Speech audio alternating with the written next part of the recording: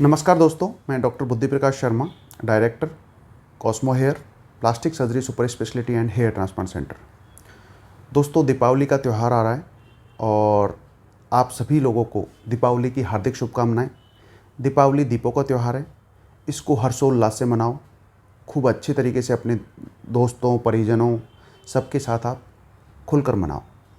दीपावली के त्यौहार पर कुछ हमको सावधानियां रखनी होती है। सावधानियां क्या रखनी होती है? बेसिकली दीपावली के समय हम पटाखे यूज़ करते हैं, फूलझड़ी यूज़ करते हैं।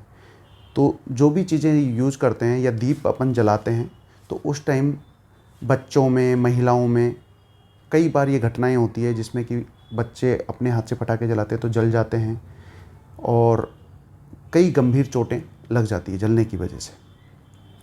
तो अगर आप छोटी छोटी सावधानियां रखें तो इन दुर्घटनाओं से बचा जा सकता है। क्या सावधानियां रखनी है, मैं थोड़ा सा आपको ब्रीफ कर दूं कि जब भी आप दीपक जलाएं या दिया जलाएं तो ऐसे कोई भी कपड़े नहीं पहने जिनसे कि आपको उनके कांटेक्ट में आने का डर रहे दीपों के, और थोड़ा जलाएं तो दूर से जलाएं। दूसरी चीज़, बच्चों को जब भी वो पटाखे चलाएं तो बच्चों के साथ हमेशा घर के किसी भी बुजुर्ग या बड़े का होना ज़रूरी है। कभी भी अकेले बच्चों को पटाखे नहीं दें। अपन प्यार लाड प्यार में दे देते हैं कि हम जाओ लो पटाखे चला लो, लेकिन गलत बात है। आपको उनके साथ जब भी वो पटाखे चलाएं तो उनके साथ आपको खड़ा रहना ज़रूरी है। जब भी आप कोई भी पटाखे चलाएं तो एक दूर से, एक डिस्टेंस से आप उसको लगाओ। डायरेक्ट तीली से पटाखे को आग नहीं लगानी चाहिए। कई बार अनार चलाते चलाते या कोई भी चलाते चलाते जब चलाते हो तो अचानक से उसमें विस्फोट भी हो जाता है। तो ये पटाखों की मैन्युफैक्चरिंग डिफेक्ट होता है। तो ऐसी चीज़ों को पहले से ही आपको प्रेडिक्ट करके और उससे सावधानी रखनी ज़रूरी है।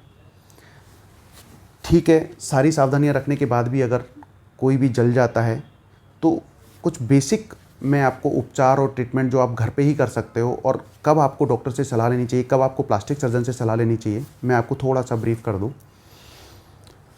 अगर सपोज आपके हाथ में या चेहरे पर या कहीं पर भी जलता है तो जलने 3 तरीके से आदमी जलता है। या तो गर्म पानी, गर्म दूध या गर्म किसी भी चीज़ से, लिक्विड से जलता है। दूसरा, कोई भी आग लग जाए कपड़ों में, फूलझड़ी से, पटाखों से बर्न हो जाता है। फ्लैश बर्न जिसको बोलते हैं, जिसमें आँखों में और चेहरे पर हो जाता है फूलझड़ी और पटाखों से। तीसरा होता है दीपावली के टाइम घर में अपन काम करते करते करंट लग जाता है इलेक्ट्रिसिटी की वजह से। तो तीनों का जो ट्रीटमेंट है अलग अलग है। अगर आप किसी भी हॉट लिक्विड से, गर्म पानी, गर्म दूध, गर्म चाय से जलते हो तो सिंपल सी चीज़ है। सबसे पहले जो जला हुआ हिस्सा है उसको नल के पानी के नीचे कम से कम 20 से 25 मिनट उसको रखिएगा। पानी ठंडा नहीं होना चाहिए। अपने घर में एक बहुत कॉमन चीज़ है जो कि गलत है, बर्फ़ लगा देते हैं। जलने के बाद तुरंत आप आइस लगा देते हो, वो गलत है। कभी भी जले हुए हिस्से पर आइस नहीं लगानी है, बर्फ़ नहीं लगानी है। जो भी जला हुआ हिस्सा है उसको नल के नीचे, नॉर्मल टेम्परेचर वाला जो पानी है उसके नीचे आप 20 से 25 मिनट और आधा घंटा रखें। उसके बाद अगर आपके घर में कोई भी एंटीबायोटिक क्रीम है या एंटीबायोटिक और कोई भी अदर जो जेल है वो आप अप्लाई कर सकते हो। या बेस्ट होता है अगर सुपरफिशियल बर्न है, जैसे ब्लिस्टर बन जाते हैं, फपोले बन जाते हैं। फपोले बनना एक अच्छी चीज़ है। अच्छी चीज़ इन द सेंस कि फपोले बनने का मतलब है कि जो बर्न है वो सुपरफिशियल बर्न है। फपोले बनते हैं फर्स्ट डिग्री और सेकंड डिग्री सुपरफिशियल बर्न में। तो अगर फपोले बनते हैं यानी सुपरफिशियल बर्न है, लेकिन उसमें कोई भी जला हुआ हिस्सा खुला नहीं छोड़े, ओपन नहीं छोड़े। पानी लगाने के बाद, पानी में रखने के बाद उसको ड्रेसिंग ज़रूर करवाए, जख्म पर पट्टी ज़रूर करवाए। अब ड्रेसिंग कौन सी होती है? जो भी जितने भी सुपरफिशियल बर्न हैं उनमें एक जेलोनेट नाम से एक ड्रेसिंग आती है, पैराफिन ड्रेसिंग, जो कि नॉन एडेजिव होती है। तो वो ड्रेसिंग आप यूज़ करिएगा। अगर आप घर पे नहीं कर सकते हो तो किसी मेडिकल सेंटर पे जाकर वो ड्रेसिंग करवाएं, या फिर किसी प्लास्टिक सर्जन अगर आपकी पहुँच में है, अवेलेबिलिटी है, तो प्लास्टिक सर्जन से ज़रूर सलाह लें। अगर डीप बर्न है तो डीप बर्न में ड्रेसिंग अलग तरीके से होती है। सिल्वर सल्फाडाइजिन एक ऑइंटमेंट आती है, उससे करते हैं। तो आप प्लास्टिक सर्जन की सलाह से ही वो ड्रेसिंग का आगे का ट्रीटमेंट लीजिएगा।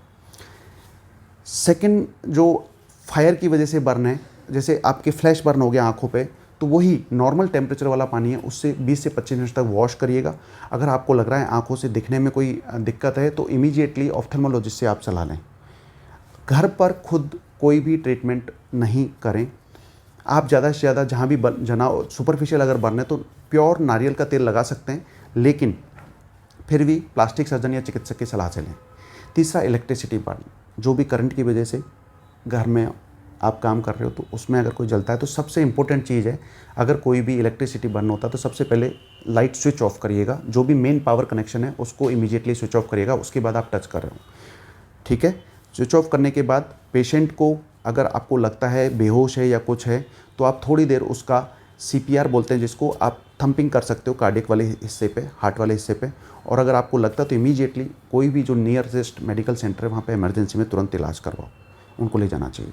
बाकी जले हुए हिस्से का इलेक्ट्रिसिटी की वजह से अगर बर्न है, करंट की वजह से, तो उस पर पानी नहीं डालना चाहिए, ठीक है।